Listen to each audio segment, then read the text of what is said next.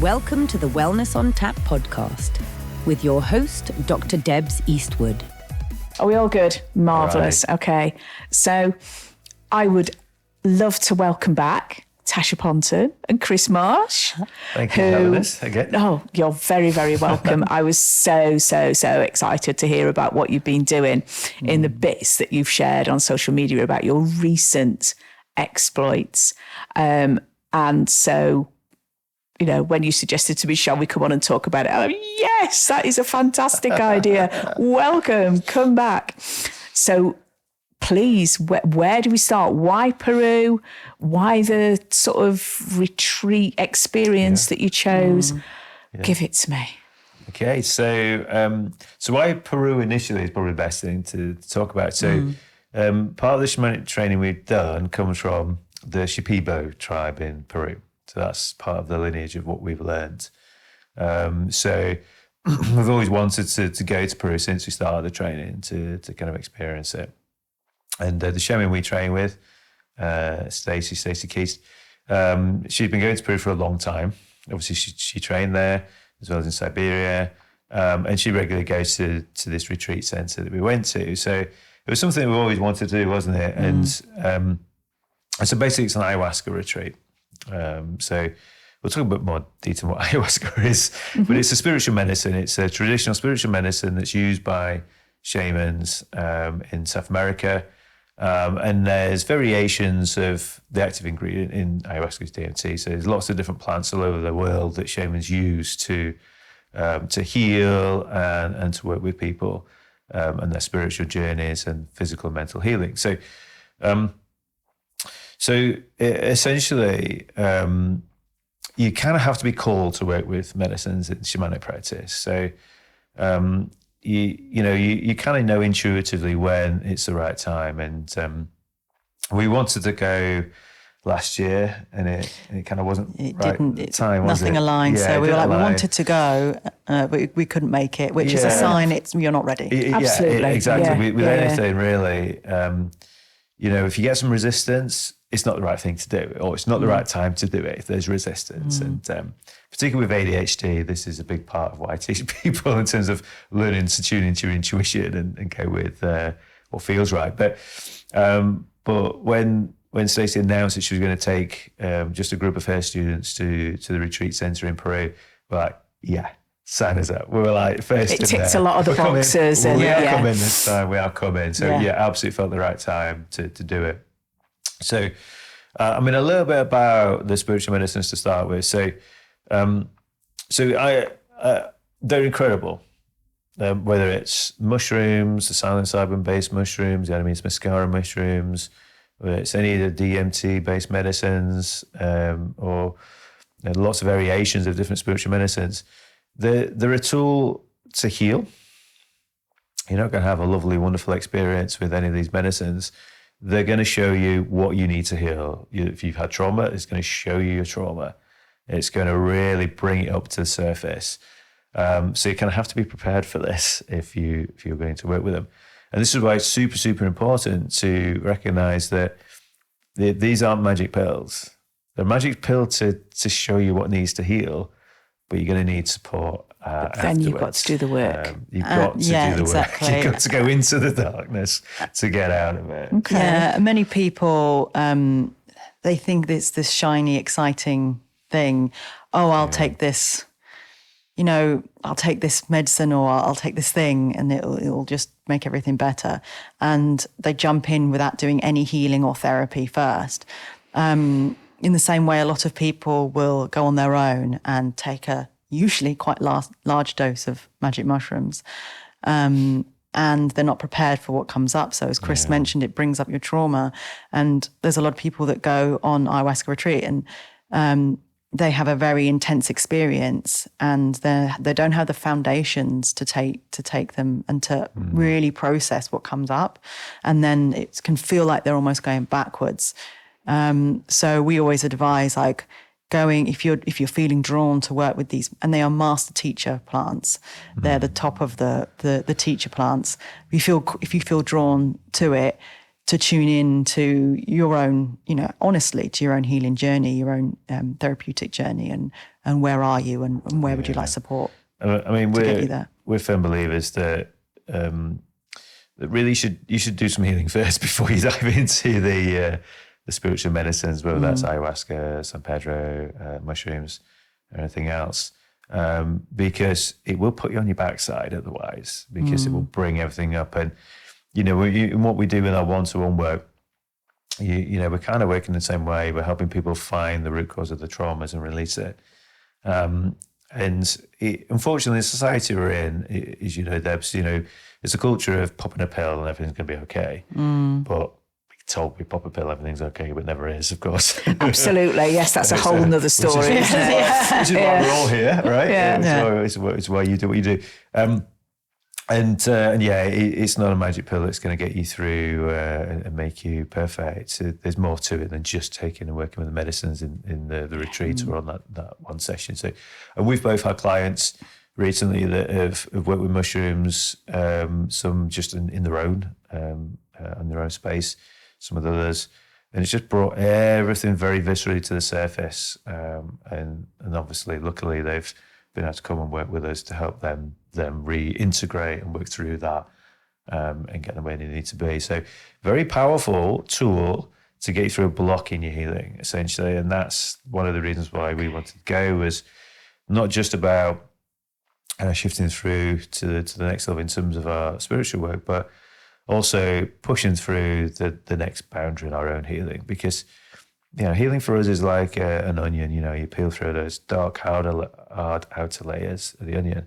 There's lots of layers underneath. They're softer, you need to work through, but occasionally you're going to get stuck trying to get through to the next level. So that was a key driver for us, really. And having heard lots of stories about experiences and read lots of things in the mainstream media too, we're excited really to see what was going to happen. Of course. And the thing is, everybody's experience is so varied that there is not one common theme of something that you'll experience.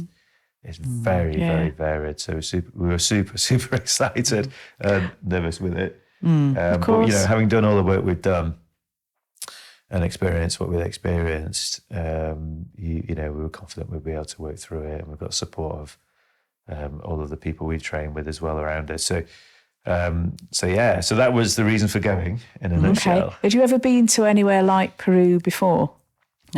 No, completely new. Not in this capacity. Certainly not in that capacity. And where the retreat centre is located. So the retreat centre is called Hummingbird Retreat. It's in Iquitos. So Iquitos is on the Amazon River in the north of Peru. So we really recommend this place, this centre. Absolutely incredible, yeah. So the retreat centre is run by an American guy called Jim. And he's been running it for, I think it's 16 years. Something like that, yeah. So it's very, very smooth. We'll talk about that a bit more when we get there. But Iquitos itself is quite third world, really. And Iquitos boomed in the rubber boom in would have been the 1800s. So there's lots of really grand colonial buildings that just look really rough around the edges. Okay. Some are hotels and have been renovated, but essentially, you're in a country where you arrive in the airport and you get in a tuk-tuk, like a motor taxi. So they're Honda motorbikes have been converted into these tuk-tuks. And it's absolute bedlam, isn't it? It's just crackers. Like you imagine there's no room. Oh, everyone, but everyone is respectful of each other. So where here, they'd be beeping and shouting and all sorts. People are just going in, but they're just weaving. It's almost like a dance. And the people there are just looking really out for each other, beautiful. It's it just works. There's no aggression or anything. But after the first couple of days in Iquitos, the hotel we stayed in the first couple of days before we went to retreat was on the edge of the river, and there's lots of these houses that are built on stilts, wooden houses with corrugated iron roofs. And the guy in the hotel was explaining that they rebuild them every couple of years in the dry season when the river recedes. But they're very happy people. They live off the money made from fishing. They make crafts to sell to tourists, etc. They've got mobile phones, but they said they live a humble life, but they're all very happy. It just makes you think, looking at it and seeing the way people live like that, and thinking, we're led to believe that we are better off in our modern society, all the modern stuff. But are we really? Are we really? Yeah. Very deep question, isn't it? And we didn't see any kind of real like homeless, vagrant people. Everybody is fairly rough and ready, I guess, is a way to describe it. But in the main touristy bit, like near the river where the restaurants are, there's always somebody trying to sell you something, but it's not like aggressive like it might be in North Africa. And we went to this huge sprawling market that was just street after street after street. There was raw food, cooked food, clothes, anything you can imagine. We didn't get hassled at all, did we? Nice. And when we bought something, they were just so grateful that we bought from them. There was a little shop we went to buy lots of kind of like shamanic things and souvenirs. And the lady said to us, "Thank you so much. You're supporting my family, providing for my family," and it was said with such heart. Yeah, and we're like, "I'm so pleased to be buying your. It's not. I'm just doing it to help you out. Like you make incredible items," and she made incredible items. Like I want these things. Yeah. So it was a really beautiful experience. Yeah, that's some lovely energy exchange as well, isn't it? Exactly. Yeah, 100%. So it was so humbling, really, experiencing that. And some of the crazy things we saw in the market. At one point, there was a guy going down the middle of the market with a shopping trolley, half full of flip-flops and half full of sausages. I just How can't random. compute that. Flip-flop, sausage and flip-flop, sausage and a flip-flop. But one of the guys told us that they're very smart people. They're very ingenuous of how they make money and how they survive. Like I say, you just saw people generally looking pretty happy. Kids playing football every week, doing what kids do, just playing out in streets and stuff. So it's very humbling in that sense. It was really a great experience, and we felt very safe as well. That's hugely important, isn't it? Yeah. So we were in Iquitos for 2 days to land after a 3-hour flight, meet up with our group, connect, and we were eating, we were on a specific dieta, which is, so when you work with ayahuasca, or any plants, really. Or any plants, but especially it's kind of a known thing. They say to prepare your body 2 weeks before. And this is to ease the process, but also a respect and a commitment to the plant. And this, you're not taking this lightly. This is a commitment. But because of the training we had, we'd been advised to start way before. So we started in mid-December, before Christmas. And this is... Might have been earlier than that. I think we started in November. Yeah. There were certain things we held off cutting out, like coffee. But we don't drink alcohol anyway, but it's basically no processed food, no fatty food, like greasy foods, no alcohol, no caffeine. So I had to quit my cacao for a while. So that was intense, but... Yeah, no pickles, no dairy. Yeah, no dairy, no red meat. No red meat, no processed salt. So... No sugar. No sugar, that's one of the main things. And it wasn't a million miles away from what we ate. We eat quite well, but it was enough. We've done dietas in the past when we trained. We did dieta, and that kind of shifted our diet permanently at that time. But so it is a commitment. And there's certain types of food that react with the medicine as well. So there is a physiological reason as well why you have to do that. All right. Yeah. And you have to that stick makes to sense. it. Yeah. So when we got there, and obviously when you're on long haul flights, you're worrying about what can I eat that will stick to the dieta. But we get there, and there's this beautiful cafe and they're all in Iquitos. Pretty much everywhere does ayahuasca friendly diets. So we get there, and we're like eating the food that we know that we're allowed to eat, and we're meeting with our group, and we're going to. I bought a flute from one of these shops and started buying my shamanic tools and instruments. That is one of my passions. It's like being a child in the toy shop again. Yeah, seeing all those beautiful Tasha's things. That was nice. And then we get picked up in our group and taken to the retreat center, straight into the jungle. So it's like an hour away into the jungle. And as it is in the jungle as well. Like, yeah, it's so funny that you kind of you forget where you are sometimes, and then you hear these bizarre sounds of the birds and the animals in the jungle. Like, oh yeah, I am in the jungle. Yeah. Wow, this ain't Yorkshire anymore. Well, we go to these touristy places on holidays, and you're kind of always a bit removed, aren't you, from the real culture there. And I've always preferred to kind of experience culture wherever we go. But this is something different when you're right in the middle of the jungle. I guess, like, people go on safari, it's very similar, isn't it? But yeah. So driving into the jungle, and we're sort of given our talk on what to, preparation, because that night we're going into our first ceremony with ayahuasca. Oh, wow. Okay. And as we arrive on the land, we just feel this rush of emotion. And some people brought tears to their eyes, especially Stacey, our teacher, who this is one of her homes, her to go home to the land. So we're all asked to ask permission to go onto the land, because where we've been taught, it's very important when you work on land, even if you go for a picnic in the park, in your mind, ask the land, can I sit here? So this is talking to the spirit on a simple of the land. level. So the land has a spirit. And in shamanic practice, everything has a spirit, essentially. It's a big part of how they work, and the culture of how these indigenous cultures work. And so that's why asking permission is a big thing. And the medicines themselves are spirits. So ayahuasca is a spirit. It's a female spirit. The other medicine we work with on retreat is called Wachima, with a H, commonly known as San Pedro. And Cactus. It's a cactus that they dry and powder up.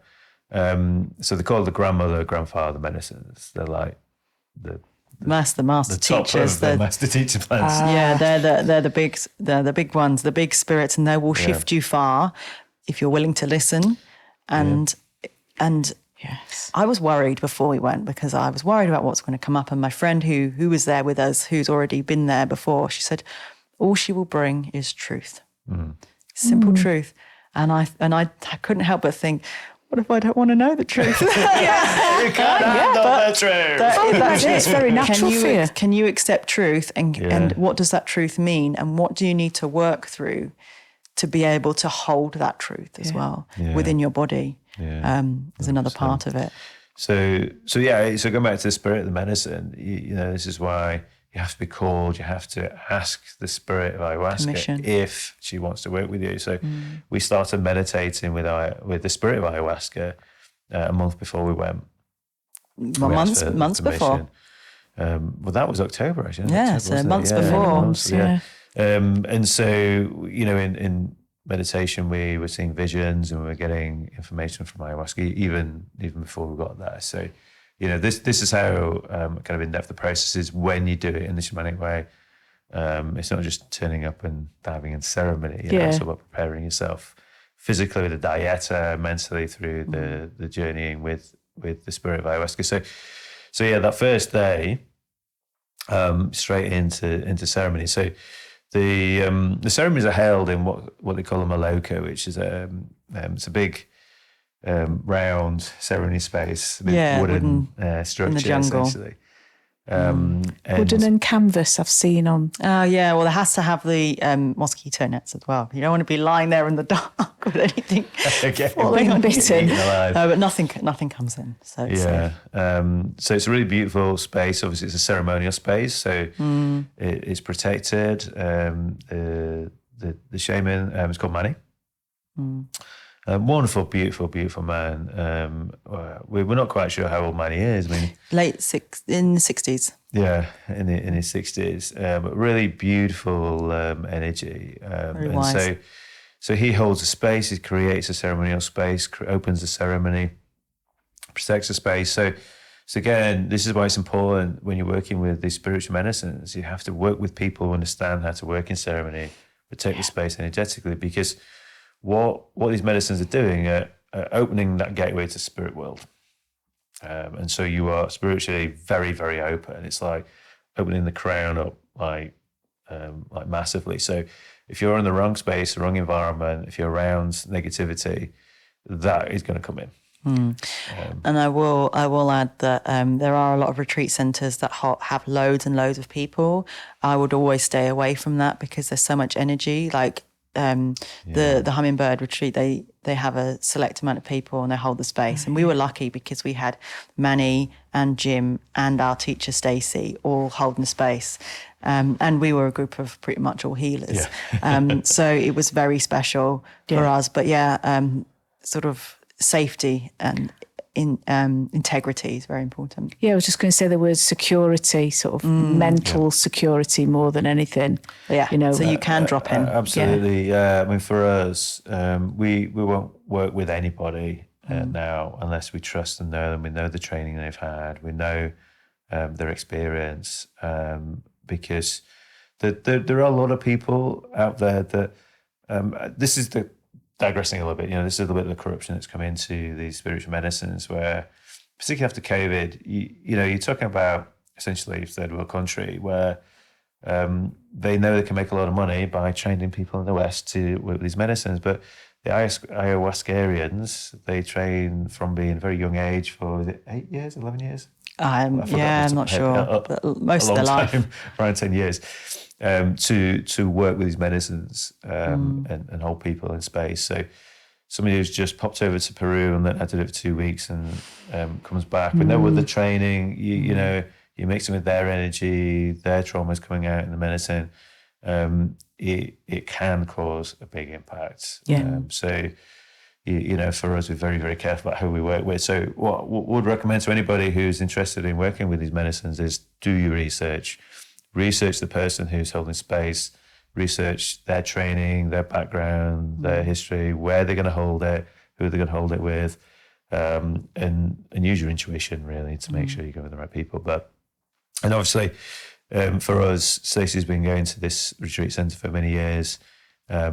Jim has been running the centre for 16 years, so we know the experience. Manny is a fully trained Ayahuascarian who's local to Peru, so again, for us, we just had full trust in them. And sounds as though that's really, really fundamental. To be fair, with any healer or therapist, I always say to my clients, trust and rapport is vital between client and therapist or healer. And it won't work if you haven't got the trust because you won't be able to fully open up. And this is the same with spiritual medicines, retreat centres. You've got to feel safe. You've got to trust the environment, the people there. So massively important. But going into ceremony, I was just excited to see what was going to come up. Yeah. I was a little bit excitedly nervous. I think you were more. Oh, I was really nervous. I was really nervous. Yeah. I didn't know Wondering what you were going to feel. Yeah, I'm very sensitive to pretty much anything. So I didn't know what was going to happen, and but it was quite the first ceremony. For you, for me, it was, wasn't it? Shall I start with my experience first? Yes. So in the Maloka, the ceremony space, so they've got mattresses all around the edge of the Maloka. So your mattress and pillows, a sick bucket, which is a big warning of what might be to come. Purge.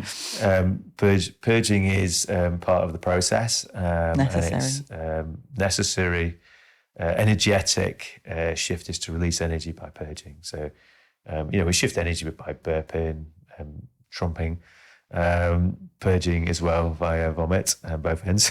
And so, we're sat there just waiting for Manny, the shaman, to come in. And we start the ceremony in the evening when it gets dark. So we did a meditation with Stacey first, and then Manny comes in, and he brings the medicine in, and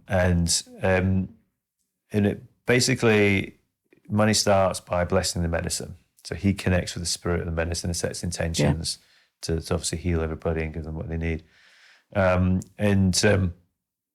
Song and a voice and sounds, a really powerful way to connect with energy. And so Manny initially sings to the medicine. We do this when it's we're called the Icaros. So it's like activating the medicine essentially, talking to the spirit of medicine through song. Manny's the most incredible whistler as well, it turns out. Yeah, it's part of it. It's part was of the incredible, wasn't it? the Ayahuascarians, the healers. They whistle as well, which is quite fabulous and to listen to. And so he blesses the medicine, and we all come up and come up to an altar, I guess we call it, at the edge of the Maloka, it's interesting because Jim has said this particular medicine is probably the strongest they've had. It's about 7% stronger than what they normally have. So, oh my goodness! So I mean, the best quality. That's strong. About a 20 ml dose for everybody to start with. Which you said was conservative. Yeah. And also, it's well known that ayahuasca is not easy to drink. So I'm thinking, I thought it was going to taste absolutely foul, absolutely disgusting. And I drank it, thought, I actually quite like the taste of this. The best way I could describe is if you've ever had like a really thick herbal cough mixture. I've had one in the past. I can't remember the name of it, but it's full of thyme and sage and things like this. Okay. And I'm like, it's just like that. It's just like a really strong herby taste. I'm like, I don't mind that.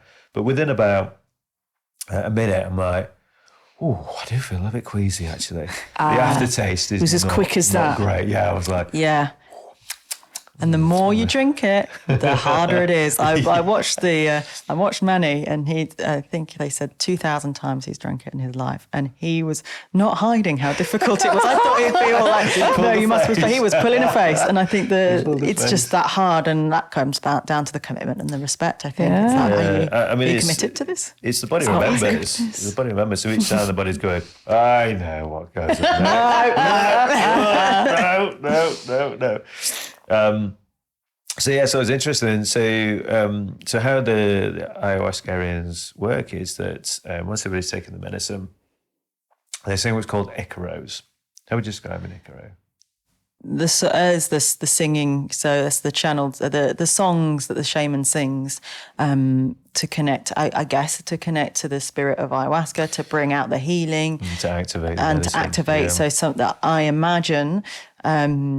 Because he doesn't really share what he's doing. But I imagine it's working with the spirit of the medicine to honor and to call in and to help the energy within our bodies to shift. And I'm sure it's doing a multitude of complicated things, frequencies and all sorts. Everything is with spirit. So he's working with his spirit guides in this space as well. So again, he won't share what he's doing or seeing or experiencing, but he's holding space. That's what we call holding space. So he's holding the energy in the space, making sure that anything that negative that comes out, he's transmuting that, making sure everybody's protected. So the icaros are really beautiful, and they all have a similar theme to them. And if you look on Spotify, you'll find examples of these. But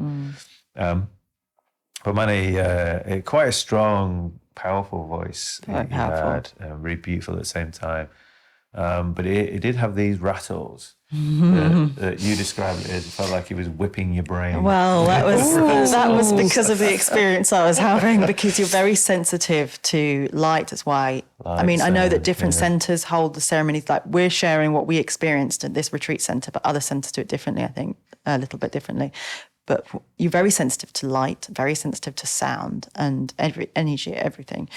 So we're in the dark, and any sound is the song, the sounds he's making, the instruments and the voice it sounds so wild when you're in the medicine.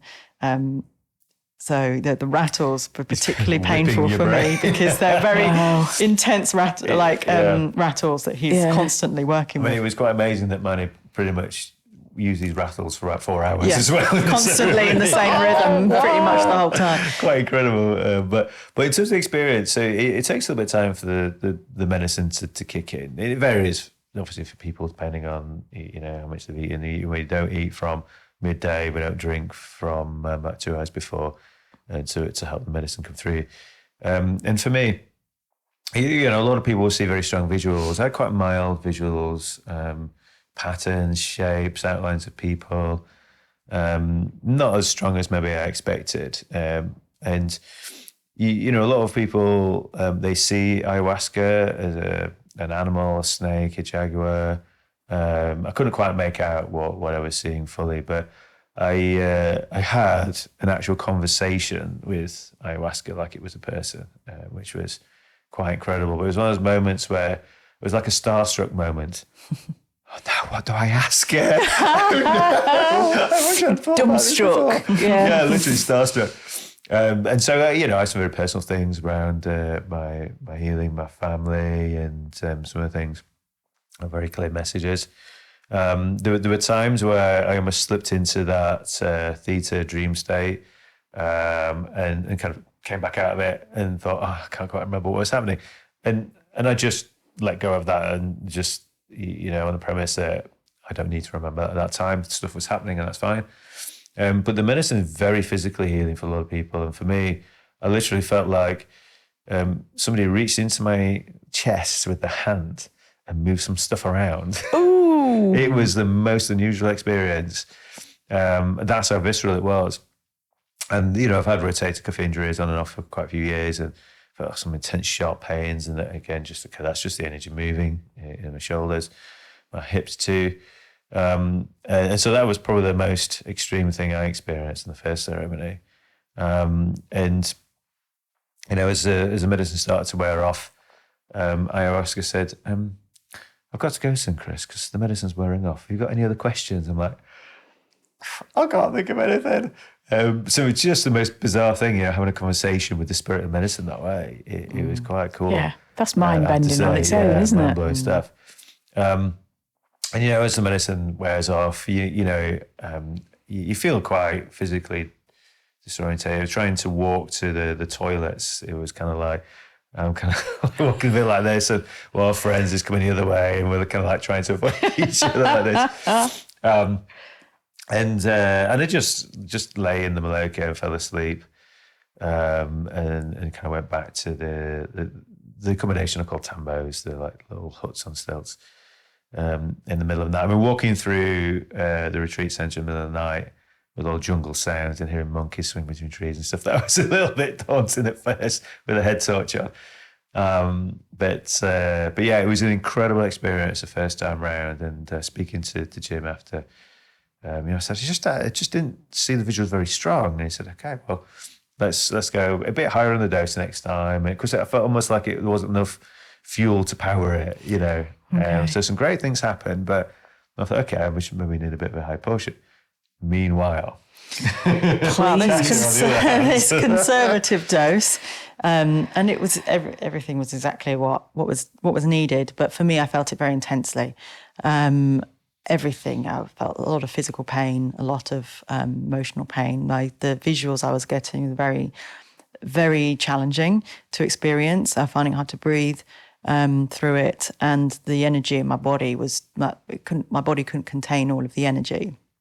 And it was very challenging, very difficult for me. And, Jim was saying, well, I think you're in the 2% of having challenging experiences. And I'll sort of go forward a little bit to explain why that was important for me to have that experience, because a lot of people wouldn't have gone back to the medicine.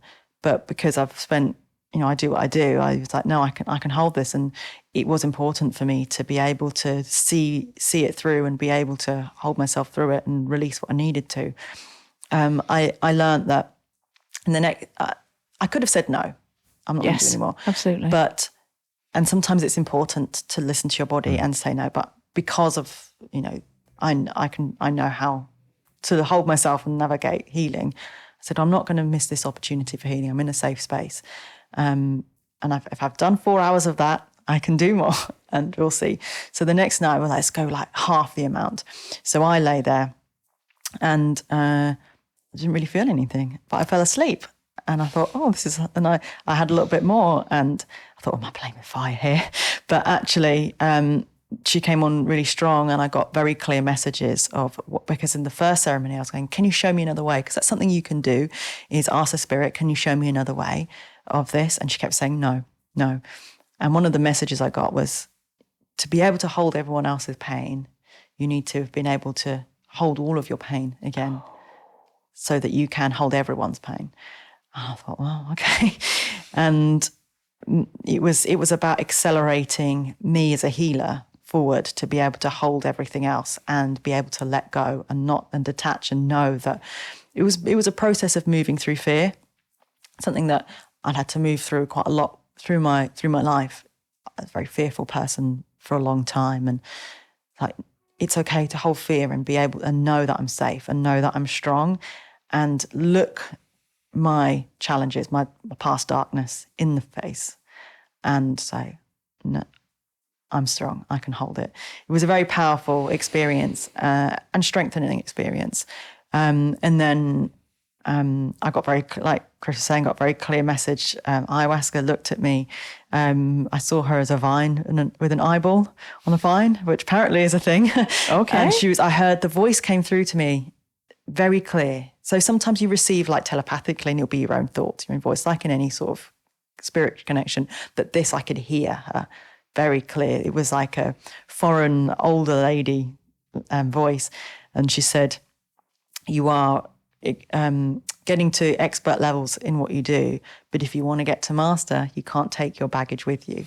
It was a bit of a mic drop moment, like, oh, okay. And so this was the main message of my experience, and there was more to it, but I had to really look at the deeper stuff, the real depths of my healing, the things that I'd worked through, and I feel confident I've worked through, but it's the next layer, like Chris was talking about, the layers, really going to it, and then really letting it go, really detaching. But you can only do that when you've put in a lot of energy into your healing, because you can't just let something go like that unless you've gone through it, and not everyone's ready, and that's okay.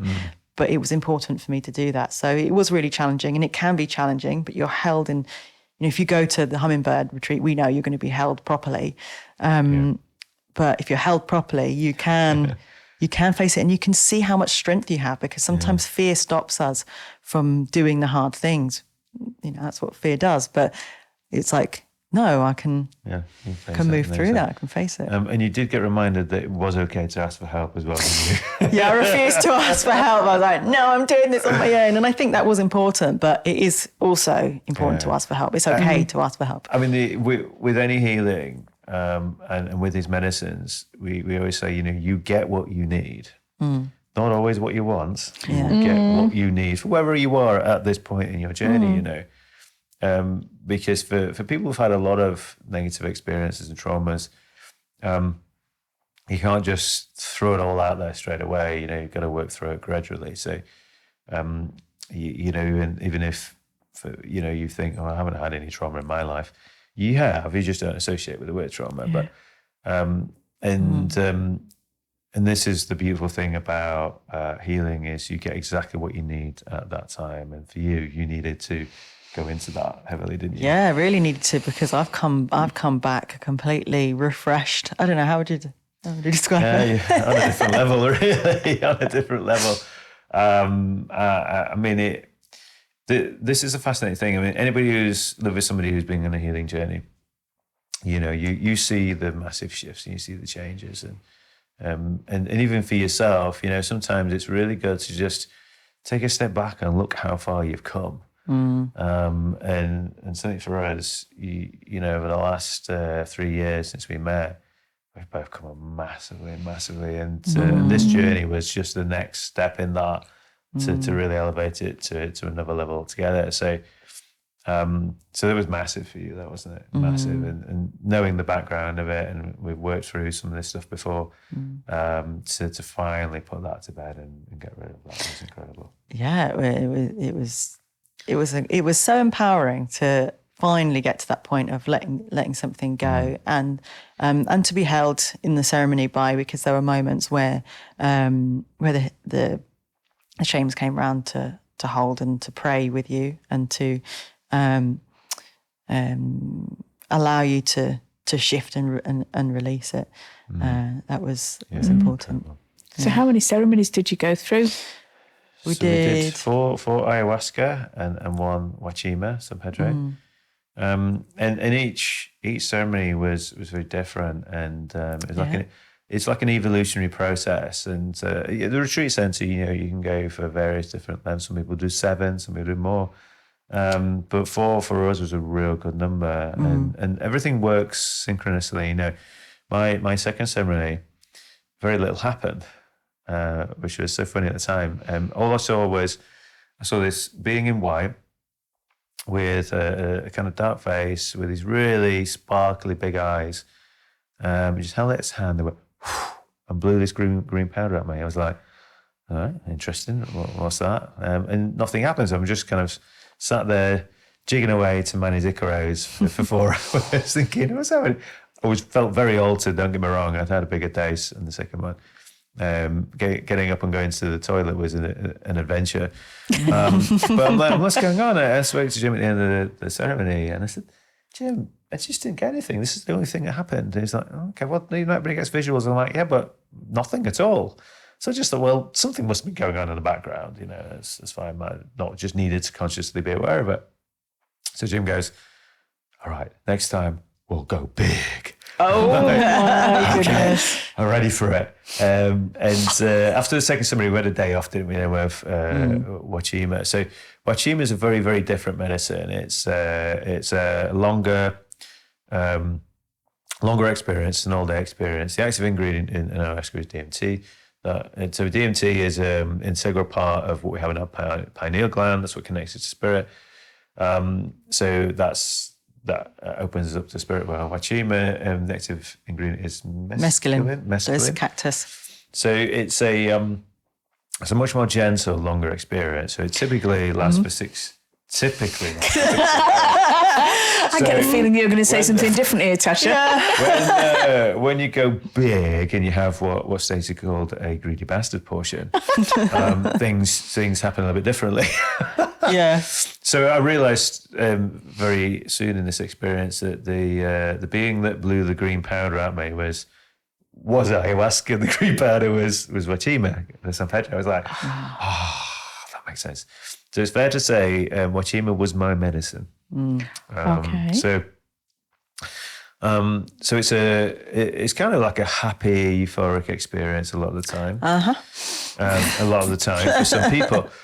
Traditionally. For me, I kind of like, you can feel it kicking in, and it's quite a nice feeling, and we're chatting, and there's some rules to the day. We're all just in the retreat centre. They're playing music, and don't approach anybody if they're evidently going through a process. If people are chatting in a group, then that's fine.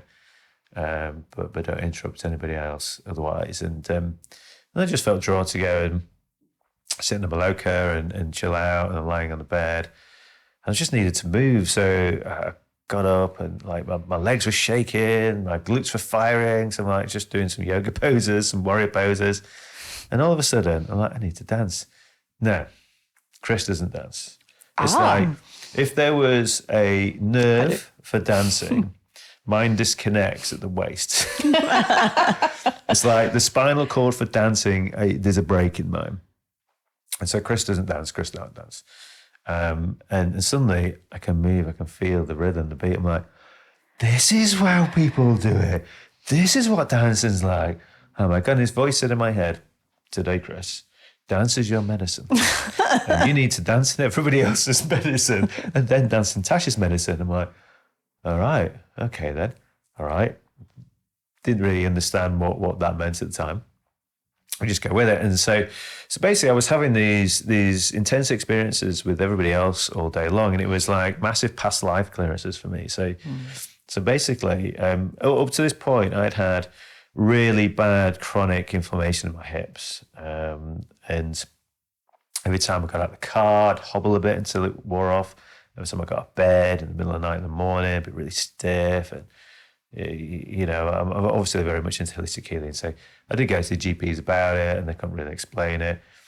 I think the best I could kind of figure out was it's like leaky gut, toxins in the body, creates inflammation in joints, right? So so that's what I can resign myself to and do a lot of gut healing. But anyway, so I was told I was holding the pain of 1,000 lives in my hips. I was like, That's quite a lot. That'll stop you dancing. That'll stop you moving. Yeah, okay, yeah. And so it's just, without going into detail, I was just having these intense experiences with everybody that day.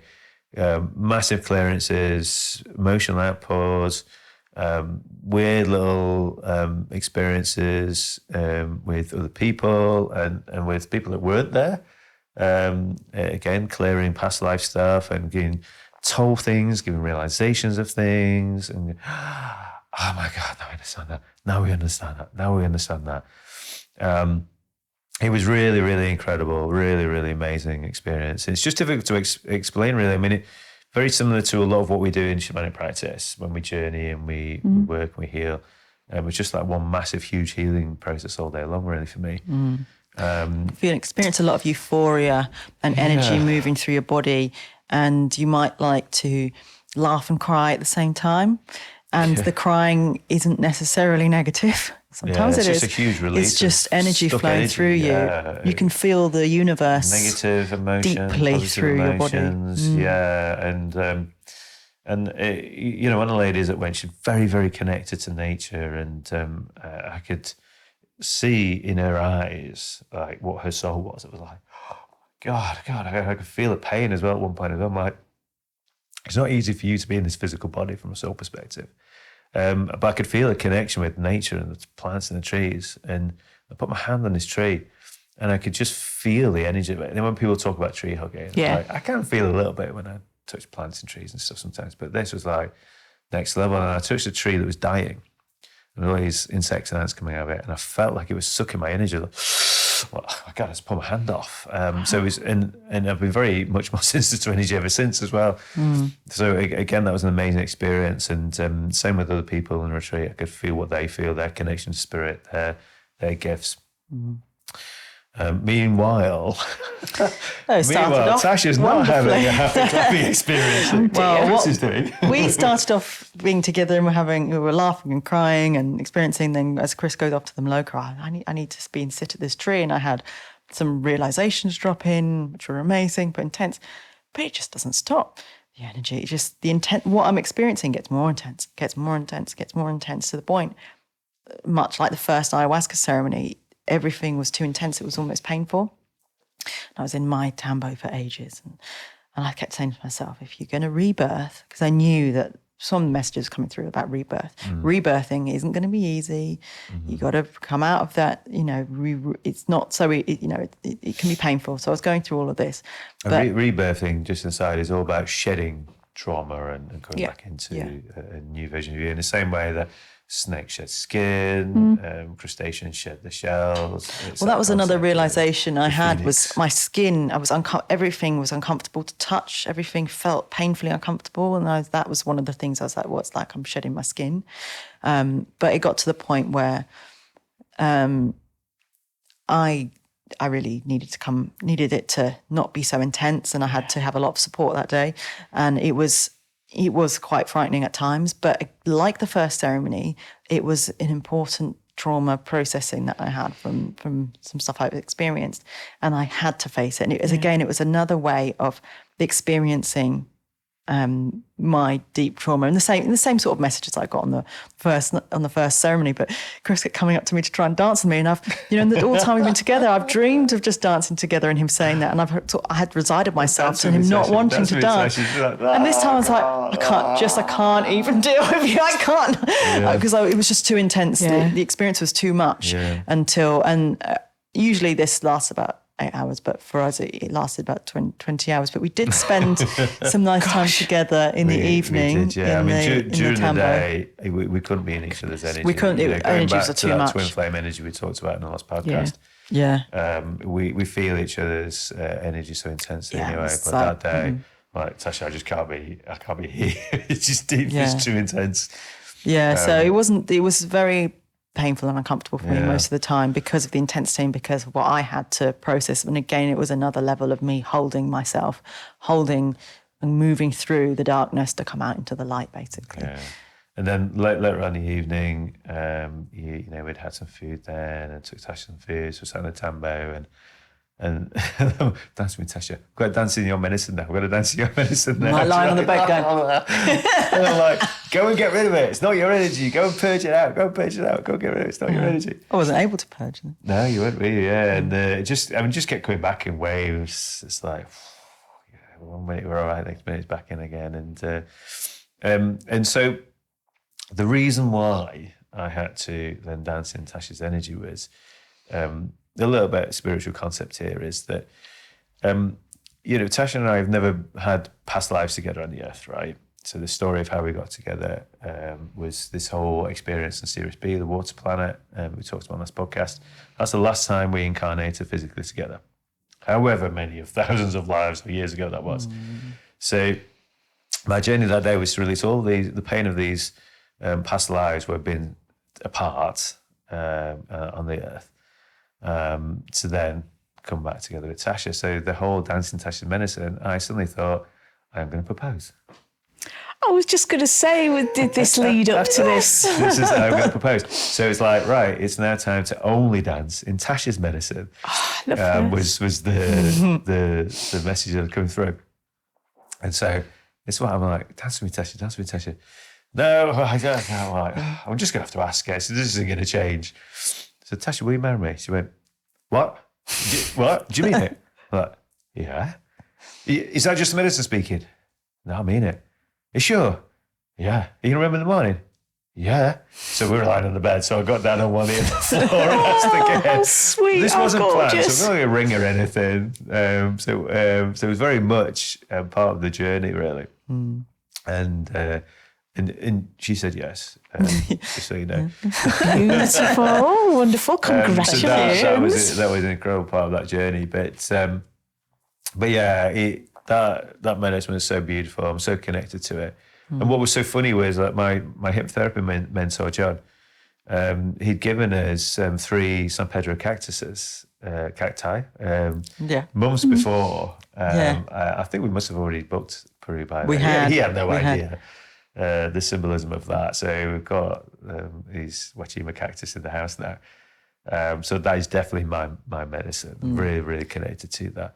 Well, I feel more connected to ayahuasca, but it might be because we had more ceremonies with ayahuasca, so I got the chance to move through it, but we only had one with the Wachima San Pedro. So maybe if I'd had smaller doses and been able to move through that, because I love the beginning part. If it had stayed with how it started, I would have enjoyed it, but I wouldn't have got the healing and I wouldn't have been able to move through and got the strength from it. So you kind of had to be tested by it, pushed by it. And it is important to say that this isn't, a party like go out and, doesn't that feel nice? This is healing, and healing is often uncomfortable and doesn't feel good. And that's why the medicine doesn't taste good. That's why it makes you purge. So, the purges are energetic as well. It's releasing stuck energy from the body. In the same way, I was releasing stuck energy from my hips by dancing. We release stuck energy in our bodies through using our voice, singing, making tones, sounds.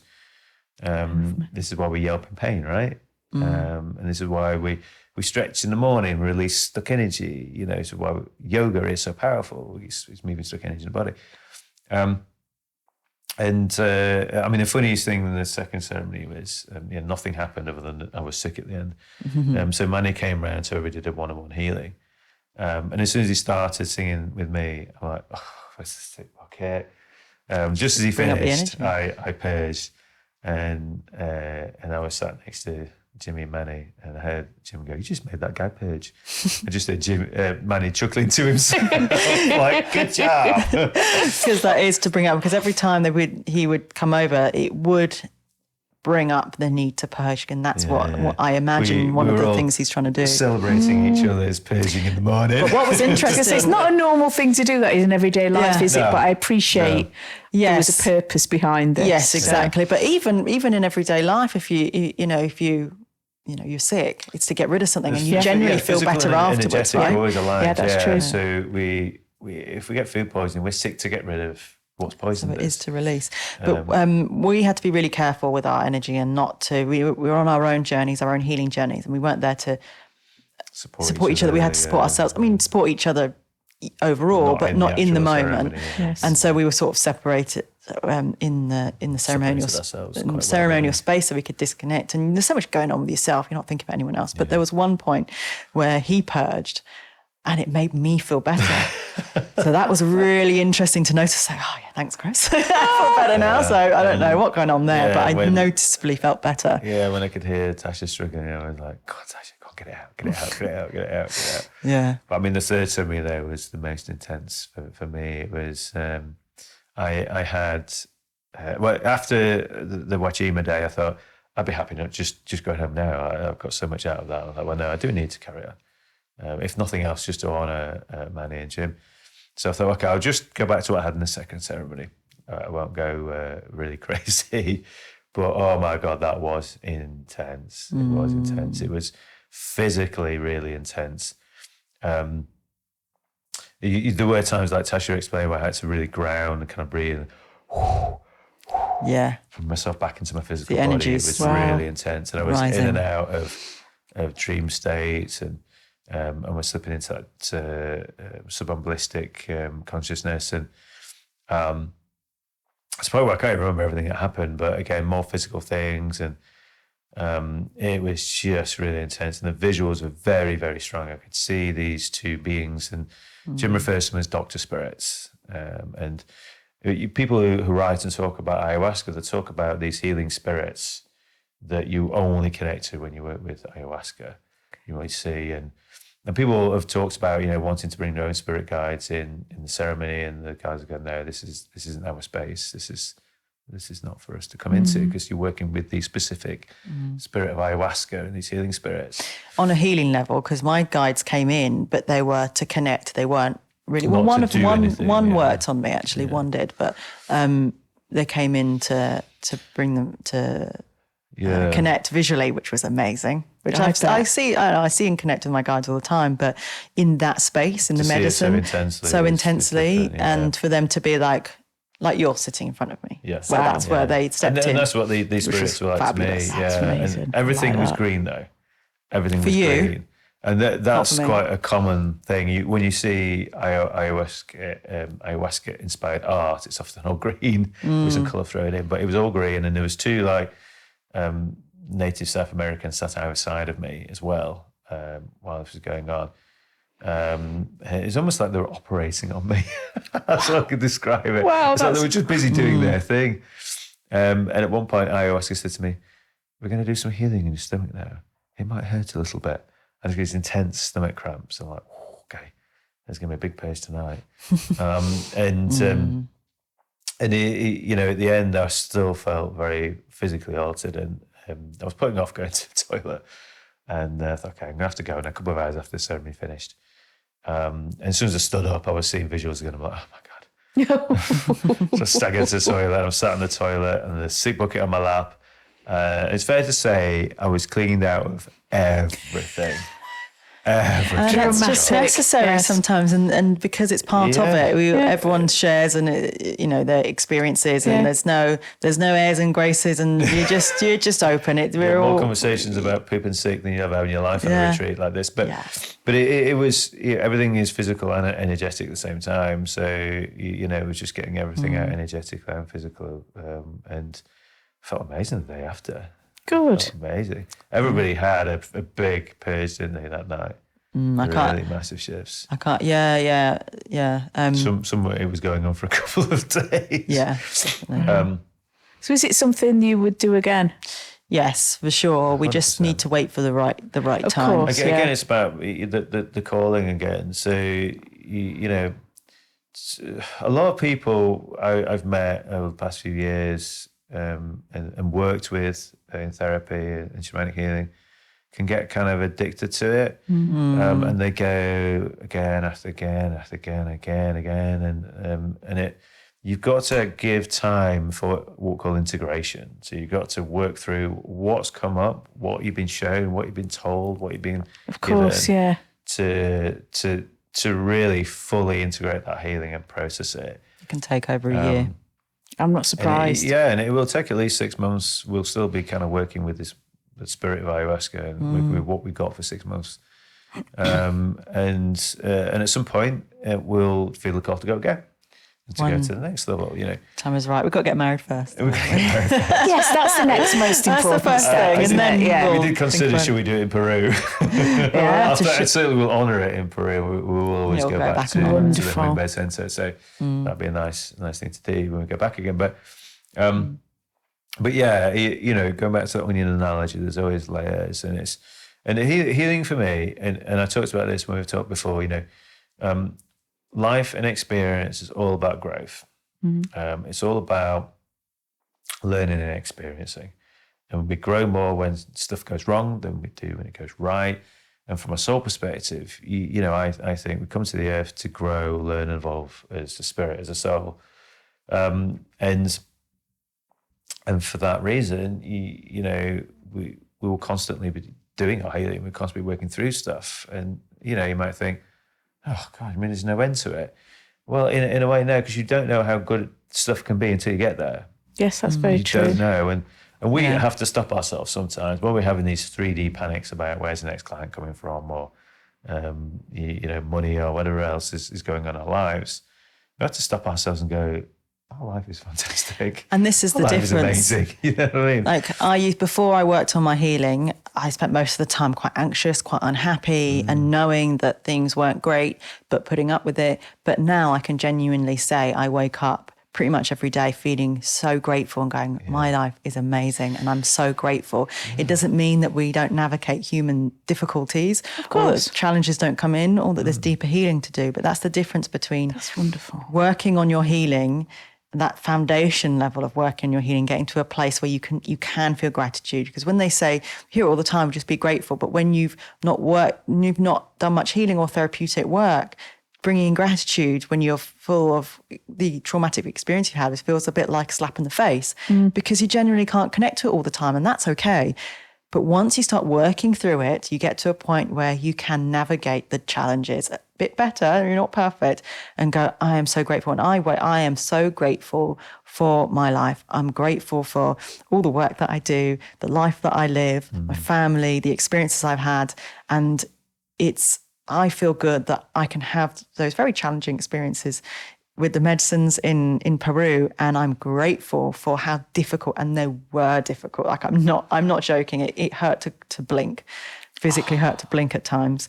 But I am so grateful, because if I hadn't have been shown that in that safe space with those medicines and those people, then I wouldn't have been able to see how strong I am, and been able to feel that gratitude. Because when things have been that hard, then you can see, wow, if you've got through that. And for me, the last ceremony was such a nice bow on everything. It was there were flashbacks and challenges of stuff that I'd experienced, and I was struggling to purge and struggling to release, and I had to have extra help from the shamans. But I was able to let it go because of all that work. And, you know, just it's nice to feel that. And I'll also add that it was amazing for us in our work to really absorb those shamanic spiritual practices from those spaces, absorb it and bring that frequency back, learn on a deeper level what we already know, but more. Deepen what we do and be able to bring this back, because not everybody can go to Peru, and it shouldn't be done all the time, what we've just shared. But if we can bring that frequency and that energy to our clients, that's a beautiful thing. And that is one of the other things that I'm really happy about. Yeah, and I think once you build a relationship with the spirit of these plants, they'll always be with you. You know, our medicine we use most commonly is the cacao. It was funny, we did a retreat after we got back from Peru, and the cacao tasted of ayahuasca. And it literally doesn't, but we're feeling that frequency moving through us. The spirit is still with us. She's working with us when we work. I'm like, wow, that's pretty amazing. But I mean, the last ceremony was very beautiful, very loving. It was a really nice end to the process, really, and just feeling that unconditional love from anything and everything and everybody, I think, pretty much. That's wonderful. So, you know, again, it's like a journey you go through with these medicines. And we've had some tough experiences since we got back, trying to integrate these things and working through it. And again, the medicine starts the process, really. It's amazing, huge things happen when you work with these medicines. I can still dance, and I still don't have the pain in my hips. We still haven't danced yet. We still haven't danced. Just saving it for the wedding. Is that what it I is? should start practicing it. The lady that owns the gym I use, she'll have all this CCTV footage of me and my own in the gym going, can I still do it? Yeah, I can still do it. Yeah. I love it. Oh, that's wonderful. Exactly. Dancing between machines. And it was just the most incredible experience, really profound. And to do it with other healers as well. Yeah. Was incredible. Yeah, it was special for us. Yeah, important, I think. Some of I'm the people sure. we went with are friends. Some of we knew, but not met, and some we didn't know. And we've all come back really great friends, really close. It's an incredible experience. It's not just about working with medicines. It's you learn through other people's experiences as well. Yeah. And particularly with our work, obviously.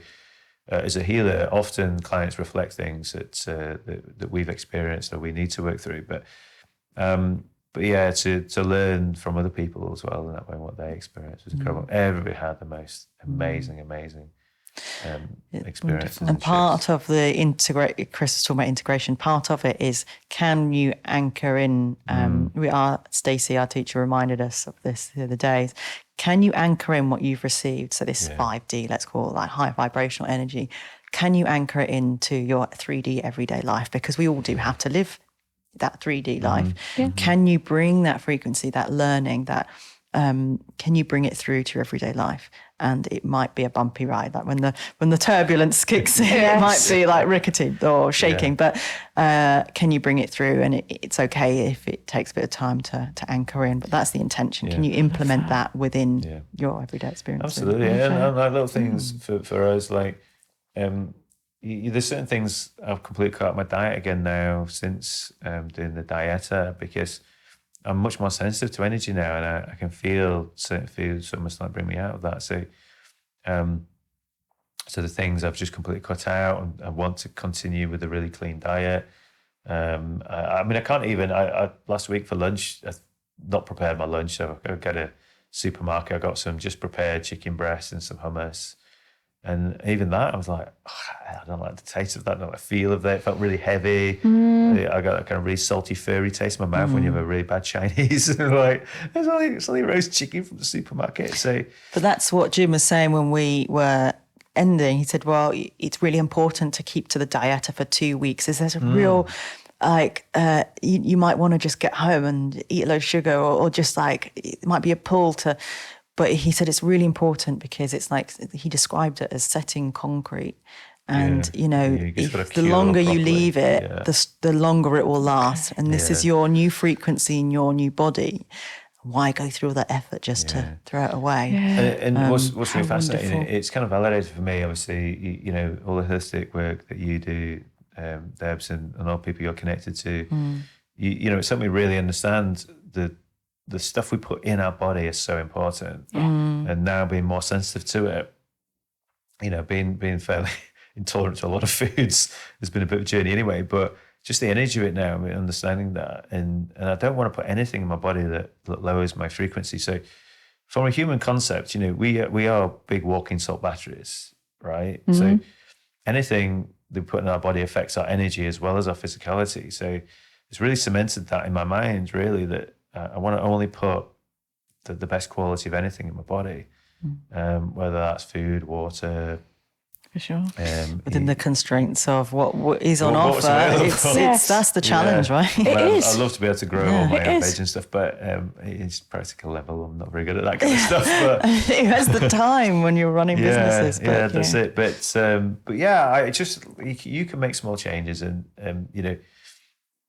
there's always a story about everything that's got something in it that will harm your body. But if you can be as clean as possible, support your local veg shop, get the organic if you can. Don't beat yourself up if you can't sometimes.